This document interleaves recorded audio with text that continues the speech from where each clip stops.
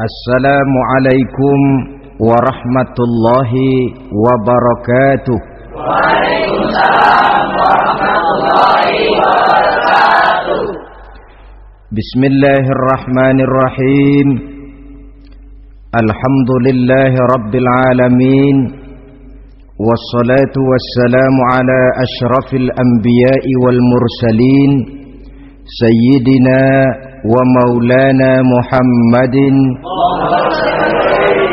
wa ala alihi wa sahbihi ajma'in, amma ba'du. Saudara-saudara hadirin, ma'asyiral muslimin rahimakumullah. Salah satu dari rukun iman yang 6 mengajarkan kepada kita untuk beriman dengan adanya hari akhirat. Hari yang dimulai dengan kehancuran alam ini, yang dalam istilah kerennya disebut the last day of the world, di mana air laut tumpah ke darat, planet-planet bertabrakan, gunung meletus, bumi gempa, lalu semua yang bernama hidup mati. Terjadilah kebangkitan setelah mati itu dalam kehidupan yang disebut kehidupan akhirat. Pada kehidupan akhirat itu Allah jelaskan dalam surah Abasa ayat 34, Yauma yafirrul mar'u min akhihi wa ummihi wa abihi wa sahibatihi wa banihi likulli imri'in minhum yauma idzin sya'nun yughnih. Hari di mana setiap orang akan lari dari saudaranya, dari ibunya dan bapaknya, dari istrinya dan anak-anaknya. Setiap orang pada hari itu disibukkan oleh persoalannya sendiri-sendiri. Sehingga sangat boleh jadi hari itu orang tua tidak lagi sempat memikirkan anaknya. Seorang suami tidak lagi sempat memikirkan istrinya. Seorang teman pun tidak akan sempat memikirkan teman. Tiap orang sibuk dengan persoalannya sendiri-sendiri untuk mempertanggungjawabkan kegiatan hidupnya ketika di dunia ini. Dalam keadaan semacam itu, di mana orang disibukkan dengan persoalannya masing-masing, ada 7 golongan manusia yang mereka tenang-tenang saja. Orang lain bingung, mereka kalem.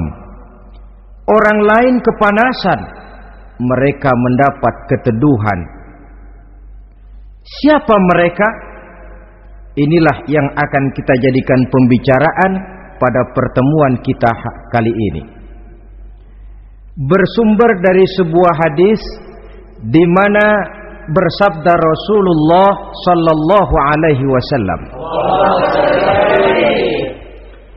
Sab'atun yuzilluhumullahu yawma la zilla illa zilluh. Ada 7 golongan manusia, kata beliau, yang di akhirat nanti akan langsung mendapat perlindungan dari Allah. Padahal hari itu tidak ada lagi perlindungan selain perlindungan Allah. Sehingga lantaran Allah langsung yang melindungi mereka, maka mereka tidak merasakan lagi kepanasan akhirat. Mereka tidak lagi merasakan kebingungan. Mereka tidak lagi disibukkan oleh persoalan, lantaran mereka langsung dilindungi oleh Allah subhanahu wa ta'ala. Siapa gerangan yang 7 orang ini? Marilah kita lihat satu persatu dengan harapan mudah-mudahan kita termasuk salah satu di dalamnya. Amin ya rabbal alamin. Manusia pertama yang langsung mendapat perlindungan dari Allah, kata Nabi, imamun adil, pemimpin yang adil. Siapa sih pemimpin itu dan apa artinya adil? Saudara hadirin, Secara umum yang dinamakan adil ialah at-tawassut bainal amraini. Orang yang pandai mengambil sikap jalan tengah dari dua persoalan yang dihadapinya. Biasanya tidak berat ke kiri, juga tidak berat ke kanan. Itu yang disebut adil.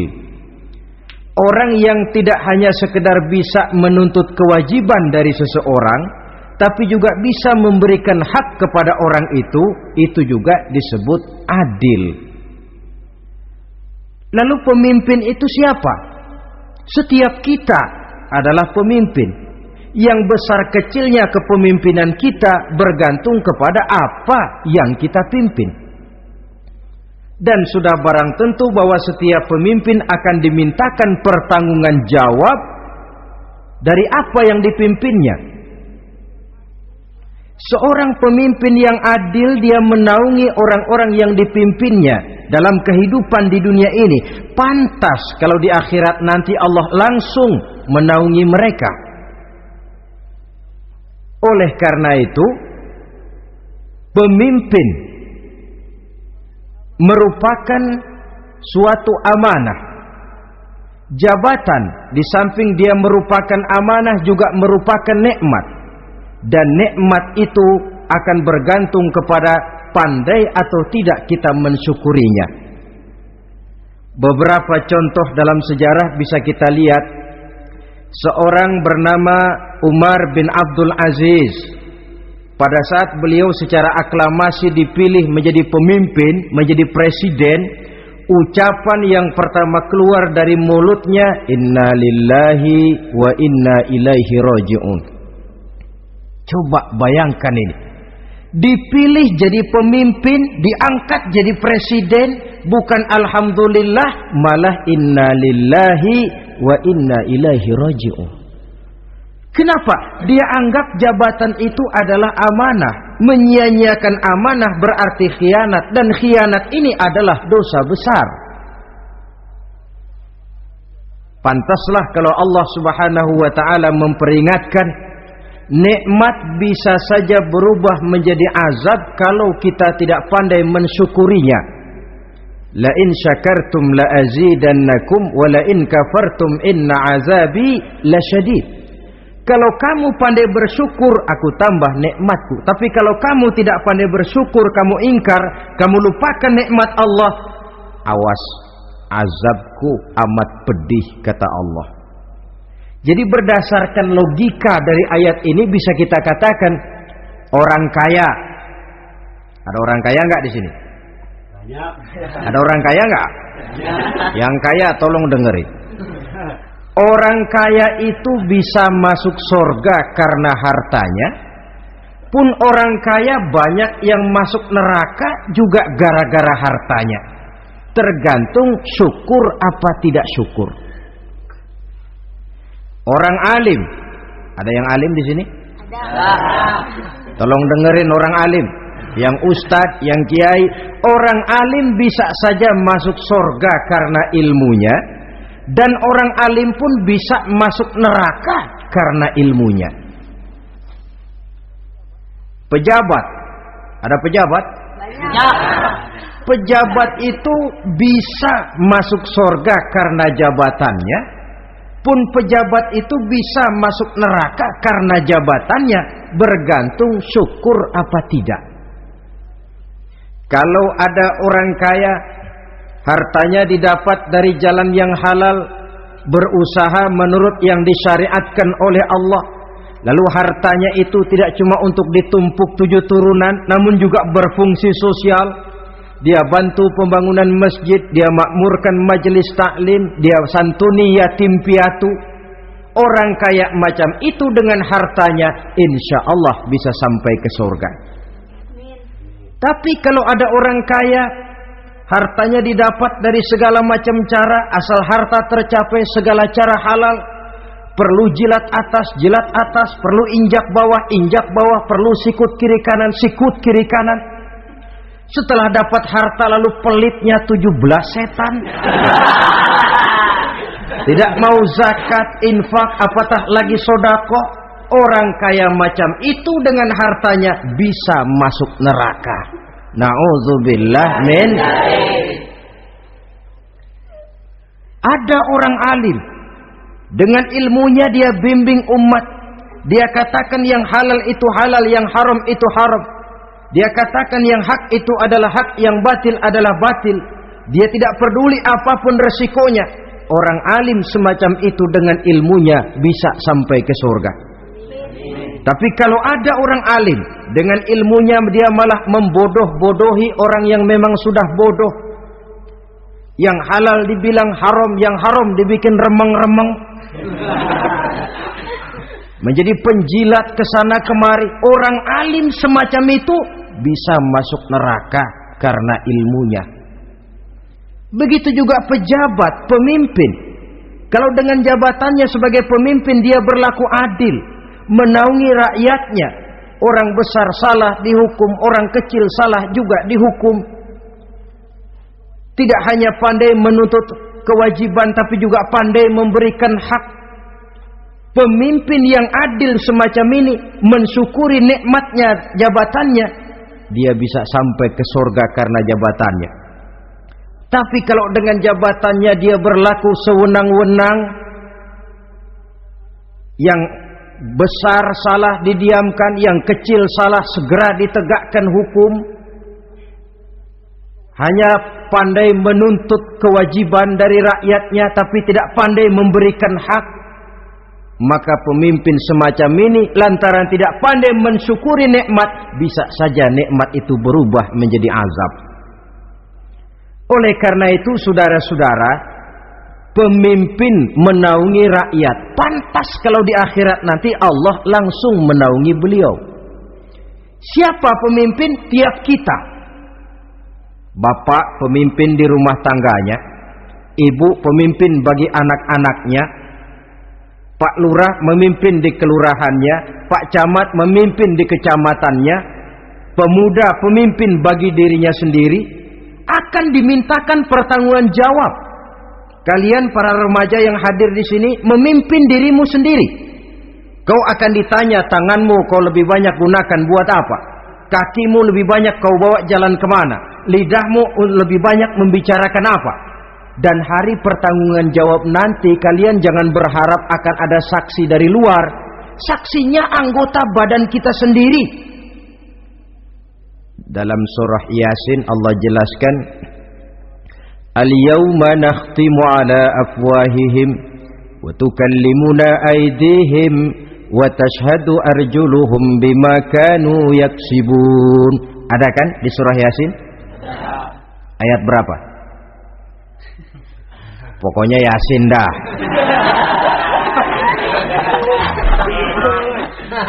Daripada repot-repot, pokoknya Yasin gitu aja biar urusan lancar. Al-yawma nakhtimu ala afwahihim. Pada hari itu kami kunci mulut mereka. Jadi tidak pandai lagi mulut ini bicara. Wa tukallimuna aydihim, tangan-tangan mereka yang akan bicara kepada kami. Wa tashhadu arjuluhum, kaki mereka akan memberikan kesaksian bima kanu yaksibun, terhadap apa saja yang telah pernah mereka lakukan dalam kehidupan di dunia ini. Hari pertanggungan jawab. Oleh karena itu kalau kita memimpin diri sendiri, berlakulah adil kepada diri sendiri. Nah, lalu masalahnya, memang kita mesti adil kepada siapa saja sih?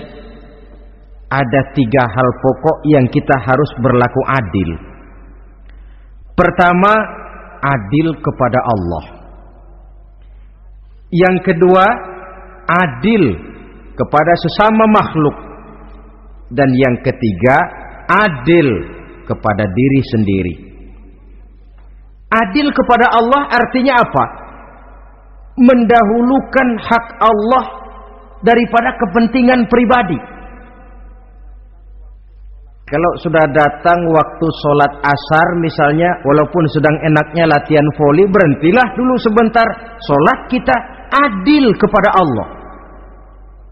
Adil kenapa? Dalam contohnya dengan sholat misalnya, sholat itu kan sehari semalam 5 waktu yang wajib. Betul apa betul? Betul. 5 waktu. Lah sholat itu, kalau sholat bagus, taruhlah 7 menit. Kalau sholatnya itu kilat, 4 menit. Ada lagi yang kilat khusus,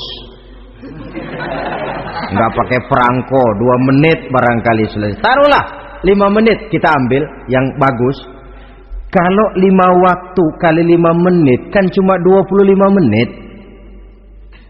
Sementara Allah memberikan kita hidup ini 24 jam sehari semalam. Cuma 25 menit diminta untuk ibadah kepadanya. Tidak sanggupkah kita berlaku adil? 25 menit ini untuk menghadapmu ya Allah. Sementara engkau telah memberikan restannya 23 jam 35 menit untuk hidup dalam sehari semalam. Mendahulukan hak Allah daripada kepentingan pribadi. Adil kepada Allah. Adil kepada yang kedua, adil kepada sesama makhluk.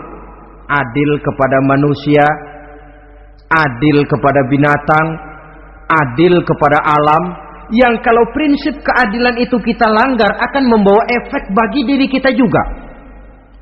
Manusia sekarang kan tidak adil kepada alam. Misalnya apa? Hutan ditebangi secara liar. Gunung-gunung menjadi gundul. Akibatnya ketika turun hujan terjadi erosi, banjir melanda kemana-mana, tanah longsor terjadi. Akibatnya terkena manusia juga kalau mereka sudah tidak menjaga keseimbangan alam ini. Adil kepada orang lain, apakah itu namanya tetangga, teman, keluarga. Dan yang ketiga, adil kepada diri sendiri. Bagaimana pengertiannya? Mata ini punya hak untuk tidur. Begadang terus tiap malam, tidak adil kepada mata. Nah, ini yang ketawanya paling kencang pasti tukang begadang ini.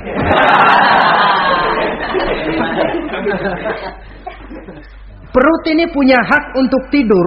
Puasa saja siang malam mengurangi hak perut. Adil kepada diri sendiri. Untuk kehidupan yang akan datang di akhirat, pasti akan kita temui. Kita yakini keberadaannya. Yang oleh karena itu, kalau kebetulan kita ini adalah pemimpin, sekurang-kurangnya pemimpin bagi diri sendiri, marilah kita berusaha menjadi pemimpin yang adil. Supaya nanti di akhirat, Allah Subhanahu wa ta'ala memberikan perlindungan langsung kepada kita. Amin ya rabbal alamin. Ini yang pertama. Lalu yang kedua, orang yang akan langsung mendapat perlindungan dari Allah, syab nasha'a fi ibadatillah. Orang muda yang tekun beribadah kepada Allah.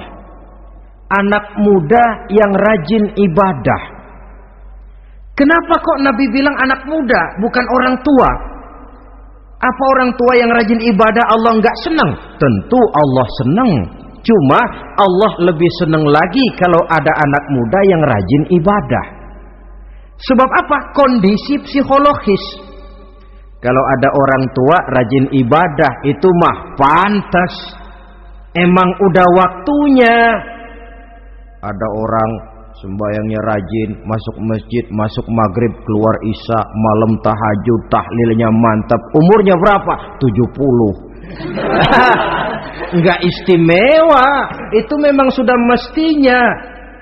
Lagian kalau sudah 70 masih bandel aja, kapan mau taubat? Tapi kalau ada anak muda, darahnya masih mengalir dengan panas, dia masih berusaha mencari bentuk-bentuk kepribadian dalam dirinya, dia masih mudah terpengaruh oleh lingkungan, tapi dia sanggup memblokir itu, disalurkannya di jalan Allah, dia tekun beribadah. Allah cinta betul pemuda semacam itu. Sehingga nanti di akhirat mereka langsung mendapat perlindungan dari Allah Subhanahu wa ta'ala. Selalu pembangunan yang mengarah kepada modernisasi diikuti dengan proses pergeseran nilai. Dalam kondisi semacam ini, kehidupan remaja pemuda yang masih mencari identitas dan pembentukan kepribadiannya mudah terpengaruh oleh hal-hal yang ada di sekelilingnya. Sehingga sangat boleh jadi apa yang dianggap orang dulu tabu lalu dianggap biasa. Yang aneh-aneh malah dijadikan model. Yang dilarang malah nekat diterjang. Di mana norma dan kaedah-kaedah moral tidak lagi mendapat perhatian yang wajar. Dalam kondisi semacam ini terjadilah proses peluncuran moral. Dan hampir di mana-mana kehancuran suatu bangsa dimulai dengan kehancuran moral daripada generasi mudanya. Oleh karena itu pemuda yang tekun ibadah ini sangat positif dampaknya dalam kerangka pembangunan umat. Pak, ibadah itu apa sih? Kalau jadi pemuda yang tekun ibadah, apa kemana-mana mesti bawa tasbih? Mungkin. Apa mesti pakai peci terus? Boleh jadi. Apa kemana-mana mesti pakai kain sarung? Ya tidak juga. Ibadah kan artiannya luas. Segala perbuatan yang diperintah dan karenanya bertujuan mencapai ridho Allah, itu bernama ibadah. Kalian remaja berangkat menuntut ilmu, pergi pagi pulang siang, membekali diri menuntut ilmu, itu ibadah. Kalian pulang ke rumah, ibu bapak memerintah taat kepada orang tua, ibadah. Membersihkan lingkungan, ibadah. Bahkan jaga di waktu malam pun kalau untuk dengan niat bismillah, saya jaga malam ini untuk ketenangan rakyat supaya mereka tekun dan tenang melaksanakan ibadah, itu tercatat sebagai amal soleh yang bernilai ibadah. Jadi tidak cuma sekedar sujud, tidak cuma sekedar baca Quran, seluruh aspek kehidupan manusia yang diperintah Allah dan yang bertujuan mencari ridho Allah itu bernilai ibadah. Pemuda yang tekun melaksanakan ibadah kepada Allah. Apalagi terutama adik-adik remaja yang hadir pada kesempatan ini, masa muda itu masa yang paling indah memang. Sampai orang Kulon bilang, there is not delightful memorize. Iya, barat itu kan Kulon. Saya lebih senang pakai orang Kulon saja. There is not delightful memorize and then the youth moment. Bahwa tidak ada masa yang lebih indah selain masa muda. Tapi masa muda yang katanya indah itu sebentar. Sebentar sekali. Kalau kita tidak pandai memanfaatkannya dengan sebaik-baiknya, boleh jadi dia akan hilang tanpa sesuatu yang ada artinya buat hari depan. Dan hari depan itu sebagian besar ditentukan oleh masa muda sekarang ini. Karena itu kepada yang muda saya berpesan, pergunakanlah masa muda itu dalam ketekunan beribadah kepada Allah. Ibadah dalam artian yang seluas-luasnya. Jangan seperti pepatah orang itu. Kelapa muda katanya kupas-kupasin, kelapa tua tinggal batoknya. Selagi muda puas-puasin, udah tua tinggal bongkoknya. Iyalah, kalau dipuas-puasin dalam arti yang positif, boleh. Mumpung masih muda, puas-puasin nuntut ilmu. Mumpung masih muda, puas-puasin ibadah. Mumpung masih muda, puas-puasin berbakti kepada kedua orang tua. Puas-puasin dalam artian yang positif, tentu saja bagus. Tapi kalau puas-puasin dalam arti menghambur umur untuk sesuatu yang mubazir, bergadang di pinggir-pinggir jalan, lalu mulai berkenalan dengan morfin, narkotik, ganja, terperangkap oleh budaya-budaya modern yang menyesatkan, terpancing oleh model-model baru yang kelihatannya menarik tapi sebenarnya tidak bermanfaat, entah pada akhirnya akan mendatangkan penyesalan kepada kita saja.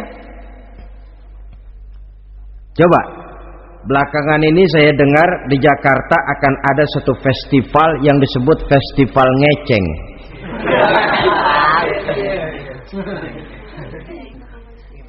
Ngeceng ini kalau bahasa gampangnya nampang. Jadi itu biasanya muda-mudi diri di pinggir-pinggir jalan, pakai kacamata hitam, pakaian warna-warni, rambut dicat sedemikian rupa supaya menarik perhatian.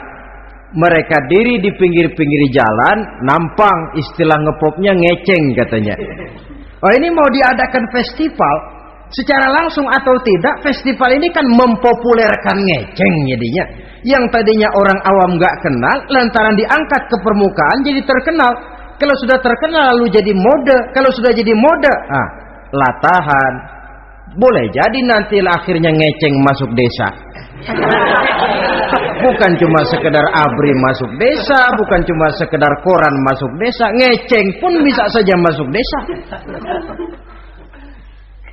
Banyak saluran-saluran positif yang sesuai dengan kreativitas jiwa remaja, ketimbang mengadakan sesuatu yang tidak ada manfaatnya, ketimbang menghabiskan umur untuk sesuatu urusan yang mubazir. Sedangkan umur bukan jatah gratis tanpa batas waktu. Ada pertanggungan jawab. Umurmu kau habiskan di mana? Masa mudamu kau selesaikan di mana? Itu akan dimintakan pertanggungan jawab. Nah, pemuda yang tekun ibadah kepada Allah, dampak positifnya apa? Dia punya sandaran vertikal kepada Allah.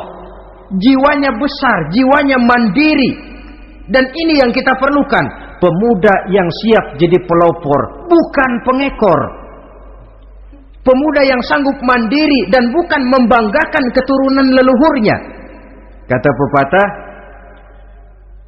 wa khairun nasi dzu syarafin qadimin aqama li nafsihi syarafan jadida wa syarrun nasi dzu khumulin idza fakhartahum zakarul jaduda. Generasi yang baik adalah generasi yang punya kejayaan masa lalu, dan buat mereka sendiri mereka mampu mendirikan kejayaan yang baru. Artinya nenek moyangnya memang orang-orang terhormat, tapi dia mampu mandiri mendirikan kehormatan itu bagi pribadinya. Sebaliknya, generasi yang paling jelek adalah generasi pemalas, yang kalau orang lain kelihatan lebih hebat, dia sebut-sebut nenek moyangnya. Lu sih belum apa-apa, bapak gua dong. Bapak gua katanya. Lu sih belum apa-apa, om saya dong. Tante saya dong. Kerjanya cuma membangga-banggakan leluhur. Dia sendiri tidak ada apa-apanya. Ini generasi yang paling jelek. Kalau orang kelihatan lebih hebat, dia sebut leluhurnya. Sementara dia sendiri nol nilainya, tanpa ditunjang oleh fasilitas leluhurnya. Pasukan pemuda mandiri macam ini yang kita perlu. Bukan sekedar pasukan pemuda oke bos, kulunuwun, yes sir, yes man, kumaha juragan wae.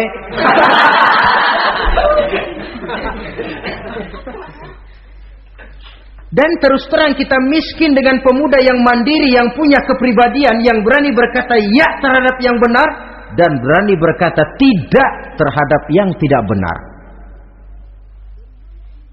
Dari mana ini didapat? Sandaran vertikal dalam bentuk ibadah kepada Allah akan memantapkan jiwa, membersihkan hati, sehingga dia akan berfungsi seperti radar. Sandaran vertikalnya cuma kepada Allah. Inilah dampak positifnya.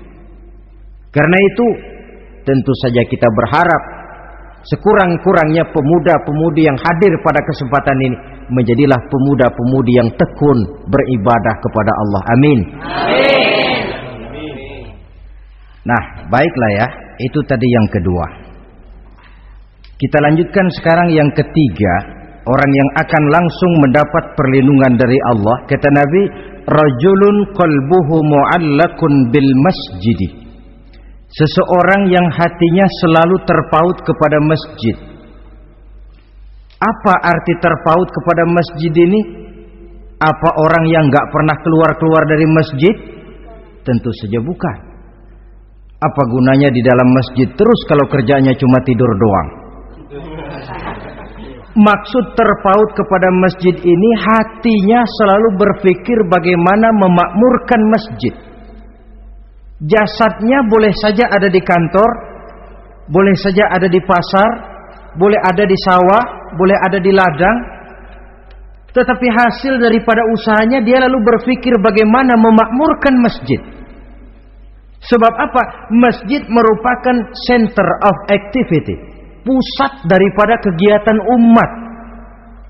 Kalau kita lihat fungsi masjid di zaman Rasul, Di masjid beliau berdakwah, di masjid beliau mengatur negara, di masjid beliau mengadakan perundingan, di masjid beliau bermusyawarah dengan para sahabat. Pusat daripada kegiatan umat. Dan memakmurkan masjid ini dasarnya tidak lain karena iman kepada Allah. Prinsipnya bagaimana kita menghidupkan masjid dan bukan mencari hidup di masjid. Kalau sudah prinsipnya dibalik, bukan menghidupkan masjid tetapi mencari hidup di masjid, saya khawatir masjid akan ambruk. Nyatanya kadang-kadang masjid kita ini fungsinya belum maksimal. Kadang-kadang ada kok masjid yang bukanya cuma seminggu sekali. Jumat pagi jam 9 masjid buka, Jumat jam 2 tutup, buka-buka lagi Jumat depan. Seminggu sekali. Kelemahan lainnya manajemen masjid, terus terang sajalah kita bicara. Kadang-kadang pengelolaannya ketua masjid bapaknya, khotib mantunya, sekretaris ponakannya, imam Bilal cucunya. Gak ada orang lainnya. Ya kalau bagus kepengurusannya tidak apalah. Tapi kadang-kadang kelemahannya ialah bagaimana menciptakan manajemen masjid yang baik sehingga masjid bisa berfungsi sebagaimana fungsinya di zaman Rasulullah sallallahu alaihi wasallam. Apalagi belakangan ini ada kecenderungan yang membuat kita optimis, gembira. Remaja, pemuda, pemudi mulai gemar datang ke masjid. Berkumpul membentuk remaja masjid, remaja musola, mengadakan kegiatan majelis taklim yang mingguan, yang bulanan, aksi sosial, yang semuanya bermuara dari kehidupan masjid. Sesuatu yang menggembirakan. Dan sudah sepatutnya para pengelola masjid membuka pintu untuk bisa mengatur masjid menurut manajemen yang diharapkan oleh umat. Karena bagaimanapun di masjid dua jalur komunikasi, bahasa kerennya two-way traffic communication, itu bisa kita laksanakan, yaitu hablum minallah wa hablum minan nas. Berhubungan kepada Allah dan berhubungan kepada sesama manusia bisa terlaksana di masjid. Berhubungan dengan Allah jelas saja lewat sholat misalnya. Berhubungan dengan sesama manusia jelas saja lewat musyawarah, lewat majelis taklim, lewat kegiatan-kegiatan yang mensyiarkan agama. Dan begitu selanjutnya. Saudara hadirin yang saya hormati, memakmurkan masjid sebagai rumah Allah. Sebab dalam hadis kursi Allah katakan, inna buyuti fil ardi al masajid wa inna zuwari fiha ummaruha. Rumahku di permukaan bumi adalah masjid-masjid, kata Allah. Dan orang-orang yang memakmurkan masjid, orang yang datang ke masjid adalah tetamuku. Kalau Allah memerintahkan kita menghormati tamu, tentu Allah lebih tahu bagaimana menghormati tamunya sendiri. Allah mengajarkan kita, hormatilah tamumu. Sekarang kita yang menjadi tamunya Allah dengan datang ke masjid, dengan memakmurkan masjid, Allah lebih tahu menghormati tamunya. Ini yang ketiga. Yang keempat, hadirin, orang yang langsung mendapat perlindungan dari Allah itu rajulani tahabba fillahi ijtama'a alaihi wa tafarraqa alaihi. Dua orang yang menjalin persaudaraan, yang bertemu dan berpisah karena Allah, bersaudara karena Allah, bukan karena orang punya pangkat tinggi lalu kita temani, bukan karena orang kaya lalu kita dekati, tetapi karena Allah. Kau di jalan Allah, mari kau saudara saya. Kau keluar dari jalan Allah, maaf sajalah, bawalah dirimu sendiri, saya akan membawa diri saya. Lebih baik sendiri daripada berteman jahat. Berdua memang lebih baik daripada sendiri, tapi sendiri lebih baik daripada berteman jahat. Maksudnya apa ini? Sederhana, dalam benci, sederhana dalam cinta. Ukurannya Allah. Al-Quran mengisyaratkan, wa asa an tuhibbu syai'an wa huwa syarrul lakum, wa asa an takrahu syai'an wa huwa khairul lakum. Sangat boleh jadi, kata Allah, kamu menyenangi sesuatu padahal akibatnya tidak baik bagi kamu. Dan sangat boleh jadi kamu membenci sesuatu padahal akibatnya baik bagi kamu. Nah, mari kita lihat. Kalau orang bersaudara cuma karena temannya itu punya pangkat tinggi, saya yakin kalau temannya pensiun, persaudaraannya akan selesai sampai di situ. Kalau kita mencari teman cuma karena dia kaya, satu saat dia jatuh bangkrut, jatuh miskin, persaudaraan akan selesai sampai di situ. Tapi kalau karena Allah yang bisa memisahkan kita apabila orang sudah keluar dari jalur yang diridhoi oleh Allah Subhanahu wa taala. Oleh karena itu, kepada semua hadirin, mari menjalin persaudaraan dalam bentuk ideal yang diajarkan oleh Islam, nilai persaudaraan yang diikat oleh akidah. Kalaupun harus benci, bencilah sederhana, tidak habis-habisan ngebenci orang. Kalaupun harus cinta, cintalah sederhana.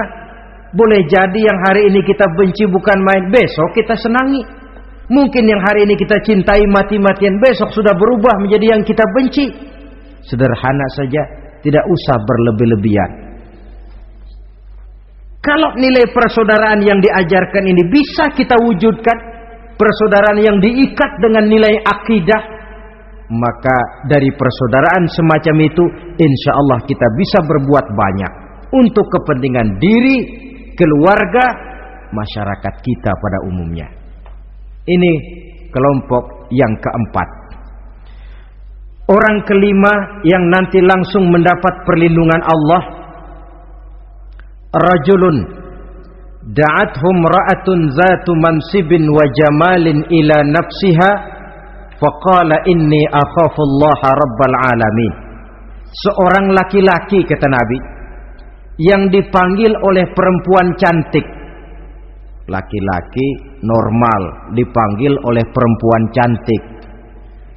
Untuk apa? Diajak melakukan perbuatan yang negatif. Tidak ada orang yang tahu. Tempatnya sepi. Apa yang terjadi? Orang ini berkata, inni akhafullaha rabbal alamin.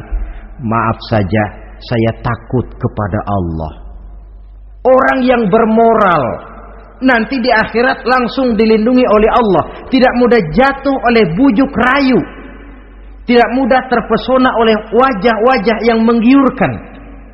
Seperti dalam sejarah yang terkenal itu Nabi Yusuf alaihi salam. Kenal kan Nabi Yusuf? Nabi Yusuf itu bekerja di istana Kitfir. Kitfir ini punya istri namanya Zulaikha, orangnya cantik. Diam-diam Zulaikha ini rupanya naksir sama Yusuf. Satu hari suaminya tidak ada di rumah, pintu dikunci-kunciin. Setelah pintu semua terkunci, dia panggil Nabi Yusuf, "Hai Talak, Yusuf, sini." Kata Yusuf, "Mau ngapain?" "Pokoknya sini." "Iya, mau ngapain?" "Iya, kayak orang-orang, ngapain sih?"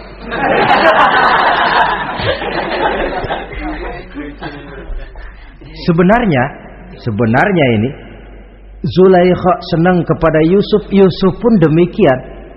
Walaqad hammat bihi wa hamma biha. Zulaikha menyenangi Yusuf, Yusuf pun menyenangi Zulaikha. Tapi apa? Walaula an ra'a burhana rabbih. Andai kata Yusuf tidak melihat peringatan Tuhannya, letter S.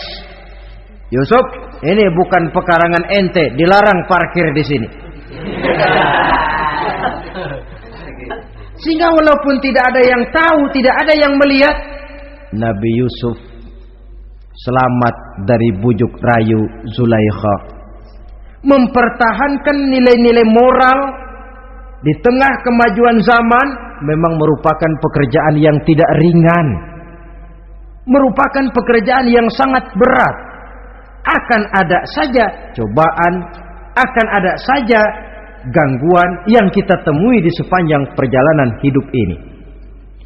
Tapi sebaliknya, kalau orang sudah tidak lagi menjunjung moral yang tinggi, lalu hidup menurut selera sendiri-sendiri, ya kita lihatlah lahirnya kebudayaan kumpul kebo yang diawali dengan free sex yang mengarah kepada summon liven alias hidup bersama tanpa nikah. Memang sebabnya boleh jadi macam-macam. Mungkin karena broken home, nggak merasa diperhatikan di rumah, ibu bapak sibuk lalu anak mencari kesibukan sendiri. Mungkin karena tekanan ekonomi dalam kehidupan miskin, lalu ada yang menawarkan kerjaan, tidak taunya malah dilemparkan ke lembah hitam. Mungkin juga karena pengaruh pergaulan dari lingkungan baik-baik lalu berteman dengan yang tidak baik, hanyut ditelan arus pergaulan. Mungkin juga pengaruh kebudayaan yang dia tonton, buku yang dia baca, film yang dia lihat, ikut mewarnai dan membentuk kepribadiannya. Tapi apapun alasannya, satu hal yang jelas, semuanya berangkat dari rapuhnya pegangan orang kepada nilai-nilai agama. Sebab sumber nilai moral yang tertinggi tidak lain agama adanya. Intinya apa? Intinya tidak lain orang yang beragama itu meyakini bahwa kemanapun dia pergi, dimanapun dia berada, Allah selalu melihat yang dia lakukan. An ta'budallaha ka'annaka tarahu fa illam takun tarahu fa innahu yaraka. Begitu yang kita pelajari dalam ihsan. Engkau beribadah kepada Allah seolah-olah kau lihat Allah. Kalaupun Allah tidak kau lihat, yakinlah Allah melihatmu. Jadi kalau saya sendiri, yang kedua itu Allah. Dibujuk rayu oleh cewek cakep, ayo dah bang, gak ada orang, kita cuma berdua. Dia bilang enggak, kita enggak berdua, bertiga. Berdua bang, bertiga. Yang ketiga siapa? Lu, gue, Allah, tiga.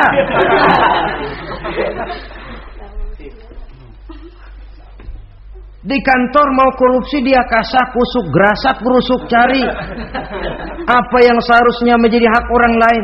Tidak ada yang lihat, tapi dia tidak sendiri. Saya berdua. Yang kedua, Allah. Merasakan kehadiran Allah dekat dalam hidup. Nilai moral semacam ini menyelamatkan masyarakat. Pantas kalau orang semacam ini di akhirat nanti langsung mendapat perlindungan dari Allah Subhanahu wa taala. Karena itu terutama adik-adik remaja yang hadir, sebenarnya yang paling mahal dalam hidupmu adalah harga dirimu. Kalau itu sudah terjual dan tergadai, apalagi yang bisa kau banggakan dalam hidup ini? Titel yang berenteng barangkali, harta yang banyak, mobil yang serba berkilat barangkali. Tidak akan banyak manfaatnya kalau sudah dimulai dengan kehancuran daripada harga diri. Tidak ada yang lebih mahal daripada harga diri. Jagalah itu baik-baik. Pelihara nilai-nilai moral. Makin pandai kau jaga diri, insya Allah makin mahal hargamu. Dalam pandangan manusia, lebih-lebih juga dalam pandangan Allah. Pantas kalau pepatah bilang, innamal umamul akhlaqu ma baqiyat fa in zahabathum akhlaquhum zahabu. Suatu bangsa akan tegak kalau dia masih punya nilai moral. Bila hancur moral itu, hancur jugalah ketegakan daripada bangsa itu sendiri. Ini yang kelima. Yang keenam, masih dua lagi. Orang keenam yang nanti akan langsung mendapat perlindungan dari Allah, rajulun zakarallaha khalian fafadat ainahu. Seseorang yang mengingat Allah dalam kesunyian, lalu berlinang air matanya. Tengah malam dia bangun, bertahajud dia kepada Allah. Gemersik tikar tersentuh tangan, laksana lambaian tangan malaikat maut nak datang merenggut nyawa. Terbayang segala dosa dan kesalahan, tergambar semua kekeliruan yang dilakukan dalam hidup. Lalu air mata pun tanpa terasa berurai membasahi pipi. Orang yang mengingat Allah dalam kesunyian. Saudara, tidak ada orangnya itu yang tidak punya dosa. Coba saya mau tanya, yang kumpul di sini ada nggak orangnya yang nggak punya dosa? Tidak ada. Dan memang orang yang baik itu bukan orang yang tidak punya dosa, sebab tidak ada orang yang tidak punya dosa. Orang yang baik adalah orang yang apabila dia melakukan dosa, dia segera sadar, dijadikannya itu sebagai pelajaran untuk tidak diulanginya lagi pada masa yang akan datang. Dengan kata lain, mengingat Allah dalam kesunyian itu artinya bertaubat. Ini kan anak muda sekarang nih, kalau diajak bicara taubat, taubat mah urusan 70 ke atas, Pak. Kita ini masih lama. Padahal masalah taubat bukan masalah tua. Masalah taubat adalah masalah dosa, dan masalah dosa adalah masalah manusia sejak dia akil balik sampai dengan kehidupannya yang sekarang. Sengaja atau tidak, besar atau kecil, ringan atau berat, tiap kita mesti mempunyai yang namanya dosa. Allah Maha penerima taubat sepanjang nafas belum sampai di kerongkongan. Jikalau nafas sudah sampai di tenggorokan, baru kita mau melaksanakan yang namanya taubat. Kasihlah itu.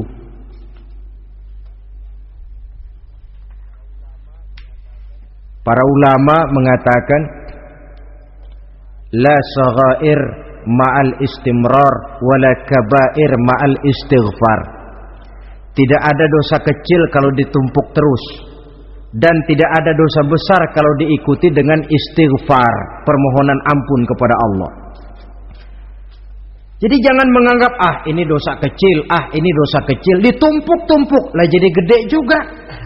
Tidak ada dosa yang kecil kalau dikerjakan terus-menerus, dan tidak ada dosa yang besar kalau diiringi dengan istighfar. Dalam kehidupan ini, apabila dosa sudah bertumpuk, maksiat merajalela, munkarat menjadi jadi, Allah tidak akan segan-segan menurunkan azab. Azabnya itu bisa dalam bentuk bencana alam, banjir namanya, kebakaran merajalela namanya, gempa bumi namanya, bendungan pecah namanya, reaktor atom bocor namanya. Namanya boleh jadi macam-macam. Sebab apa? Al-Quran memberikan jaminan, wa ma kana Allahu liyu'adzibahum wa hum yastaghfirun. Allah tidak akan menurunkan azab selama di tengah masyarakat manusia masih banyak orang yang istighfar kepada Allah. Jadi hakikatnya kita ini berhutang jasa kepada orang yang rajin sujud, rajin mohon ampun kepada Allah. Lantaran mereka barangkali azab tidak diturunkan oleh Allah kalau melihat banyaknya sudah munkarat dan maksiat. Mengingat Allah dalam kesunyian, tengah malam, waktu yang mustajabah, terutama sepertiga malam yang akhir, situasinya lain. Gak percaya boleh coba lah, nyoba kan gak bayar. Coba kalian bangun tengah malam, tahajud, kalian akan menemukan satu suasana yang lain daripada misalnya kalau kalian sembahyang zuhur tengah hari panas terik di tengah banyak orang. Hati bergetar. Segala kekeliruan yang pernah kita kerjakan lalu terbayang, dan air mata tanpa terasa, tanpa diundang bahkan berurai membasahi pipi. Ya Allah, alangkah nikmatnya suasana macam itu, menciptakan perasaan dekat dengan Allah, terwujud kedamaian batin. Dan ini yang banyak dicari orang sekarang, yang kadang-kadang karena terlalu ingin mencari kedamaian lalu keliru jalan. Yang bertapa di gua-gua katanya nyepi dari kehidupan manusia, memencilkan diri dengan cara-cara yang mereka atur sendiri. Tidak macam itu. Quran punya resep. Ala inna bi dzikrillahi tatmainnul qulub. Ketahuilah, dengan banyak mengingat Allah, hati menjadi tenang, jiwa menjadi lapang, pikiran menjadi damai. Ini resep Islam untuk mencapai ketenangan jiwa. Mengingat Allah dalam kesunyian. Saudara hadirin yang saya hormati, ini aspek daripada ibadah. Jadi dengan kata lain, masalah mengingat Allah dalam kesunyian, mengingat dosa bukan urusan orang tua, tapi masalah manusia. Siapapun adanya, sejak dia akil balik, mesti entah kecil besar, entah sedikit entah banyak, ada kesalahan yang dilakukannya. Karena itu, kalau kita masih diberikan kesempatan untuk hidup, artinya Allah masih memberikan kesempatan kepada kita untuk memperbaiki diri. Nanti kalau sudah sangkakala ditiup, alam hancur seperti yang saya jelaskan di awal tadi, sudah tidak sempat lagi, yang tinggal menyesal. Ada yang meratap lalu berkata, ya laitani kuntu turaba. Dalam Quran, aduh, andai kata kita bisa balik jadi tanah aja dah dulunya, jangan jadi orang. Kalau dulu kita tetap jadi tanah mah nggak tanggung jawab apa-apa. Dijadiin orang sekarang mesti tanggung jawab. Bagaimana ini? Bingung. Ada yang berkata, ma aghna anni maliyah halka anni sultaniyah. Ternyata harta yang saya bangga-banggakan tidak bawa manfaat hari ini. Ternyata jabatan yang pernah saya duduki malah merusak saya hari ini. Tinggal lagi penyesalan karena kelalaian memanfaatkan waktu hidup dalam kehidupan di dunia ini. Karena itu pandai-pandailah membagi orientasi. Ada saatnya kita sibuk tenggelam dalam berbagai urusan dunia, lain saat tenggelam dalam kefanaan dan kesunyian, membekali diri untuk kehidupan akhirat nanti.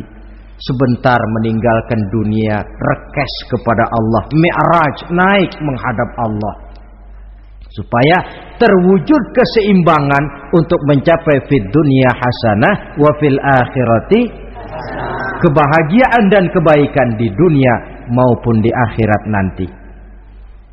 Inilah golongan yang keenam, orang yang langsung mendapat perlindungan Allah, yang mengingat Allah dalam kesunyian.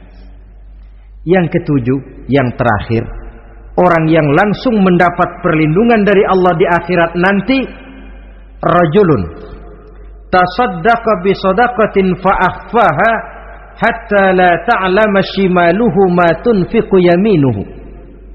Seseorang yang bersedekah, lalu dia ikhlas dengan sedekahnya sehingga tangan kirinya tidak tahu apa yang diberikan oleh tangan kanannya. Orang yang pemurah, orang yang menyadari bahwa apapun yang dia punya dalam hidup ini cuma sekedar titipan. Fungsinya lalu seperti keran, menyimpan air tapi untuk disalurkan lagi kepada orang yang memang memerlukannya. Alangkah nikmatnya kalau Allah memberikan kepercayaan kepada kita untuk menjadi penyalur, distributor rezeki. Kalau kita ingat kemari, berpikir ke sini, kita tidak akan sayang lagi. Enak saja yang peras keringat banting tulang cari rezeki saya, sampean datang-datang mau minta. Lah, mungkin rezeki dia tapi lewat tangan kita.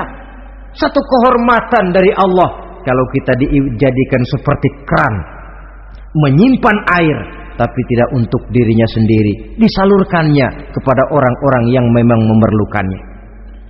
Tidak ada orang jatuh bangkrut lantaran bersikap pemurah, dan tidak ada orang jadi kaya raya lantaran dia bakhil atau pelit bin kikir alias medit.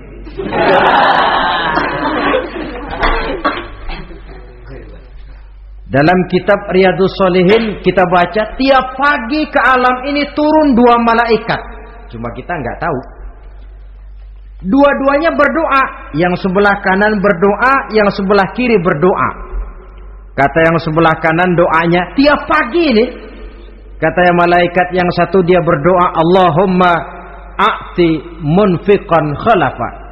Ya Allah, kepada orang-orang yang suka infak, kepada orang-orang yang suka memberi, kepada orang-orang yang pemurah, gantilah mereka dengan yang lebih baik dari apa yang telah mereka berikan. Lalu malaikat yang satu berdoa, Allahumma a'ti mumsikan talafa. Ya Allah, kepada orang-orang yang mumsik, bakhil, kikir, berilah mereka kerusakan dan kebinasaan di dalam harta mereka. Maka lihat sajalah, orang kaya tapi pelit, ada saja jalan yang kira-kira duitnya bakalan jadi keluar. dan nggak ada pahalanya. Apa kena musibah lalu berobat sekian juta, apa kemalingan, apa ditipu orang, ada saja cara duitnya keluar yang nggak ada pahalanya. Inilah prinsipnya. Allah mencintai orang pemurah. Dalam hadis kursi, uhibbu ahlas sakha wa hubbi lil faqiri syakhi asyad. Aku cinta kepada orang yang pemurah, tapi aku lebih cinta kepada orang miskin yang pemurah. Orang kaya pemurah Allah cinta, orang miskin pemurah Allah lebih cinta. Kenapa? Nilainya lain. Orang kaya sedekah 500, orang miskin sedekah 500, sama 500-nya, tapi saya yakin pahalanya lebih besar buat si miskin. Kenapa? Buat orang kaya 500 apa artinya? Sekelebatan. Buat si miskin 500 dia mesti peras keringat banting tulang, tapi dia berani memberi seperti beraninya orang kaya. Nilai ini yang dilihat oleh Allah.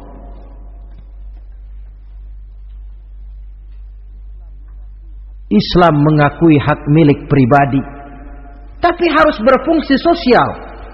Di dalam harta yang kita miliki itu ada haknya masjid, ada haknya yatim, ada haknya madrasah. Dan Allah Subhanahu wa ta'ala bisa, saya katakan di awal tadi, merubah nikmat menjadi azab kalau kita tidak pandai mensyukurinya. Bersyukur kalau diberikan harta artinya mempergunakan harta itu sesuai dengan kehendak yang memberinya. Allah memberikan harta kepada kita. Apa yang Allah kehendaki? Supaya harta itu berfungsi sosial. Milik pribadi silahkan, tapi berfungsi sosial dalam kehidupan. Kita terus terang saja, umat Islam ini bukan tidak punya potensi, tapi tidak pandai menginventarisir potensi. Apa tidak ada orang Islam yang kaya? Banyak. Yang belum banyak yang mau berbuat atas nama dan untuk kepentingan agamanya. Kalau buat pribadinya berani bukan main. Itulah yang sering diungkapkan orang, pembangunan pesantren terlunta, ya, asrama yatim piatu tidak terurus. Ada orang membangun masjid, meletakkan batu pertama sekaligus jadi batu terakhir. Setelah itu la yamutu wa la yahya, mau dibilang hidup tidak kelihatan geraknya, mau dibilang mati pun tidak ketahuan kuburannya. Kurangnya kesadaran akan arti amanah dan titipan dari Allah. Lahirlah korun-korun abad 20. Kalian tahu sejarah korun? Saking kayanya korun, kunci gudang hartanya itu saja onta yang bawa. Itu baru kunci itu. Onta yang bawa. Ketika orang tanya, "Anna laka hadza ya korun?" Hartamu begini banyak, dari mana kau dapat korun? Ya saya usaha, tidak ada hubungannya sama Tuhan katanya. Apa yang terjadi? Lantaran kekurang ajarannya melupakan nikmat, Qarun dan seluruh harta bendanya ditenggelamkan Allah oleh gempa bumi. Makanya orang sekarang kalau dia macul ketemu harta, apa katanya? Gue dapat harta karun. Peninggalan si Qarun itu barangkali dahulunya. Saudara-saudara, oleh karena itu, kalau kita oleh Allah diberikan amanah berupa harta, pandailah bersyukur dan jadilah orang yang ikhlas dalam bersedekah. Nah, inilah pertemuan kita pada kali ini. Walaupun singkat, mudah-mudahan sekali lagi kita termasuk salah satu di antara 7 golongan yang di akhirat nanti langsung mendapat perlindungan dari Allah. Terima kasih banyak atas segala perhatian. Mohon maaf atas segala kekurangan. Usikum wa nafsi bitaqwallah. Wassalamualaikum warahmatullahi wabarakatuh. Waalaikumsalam.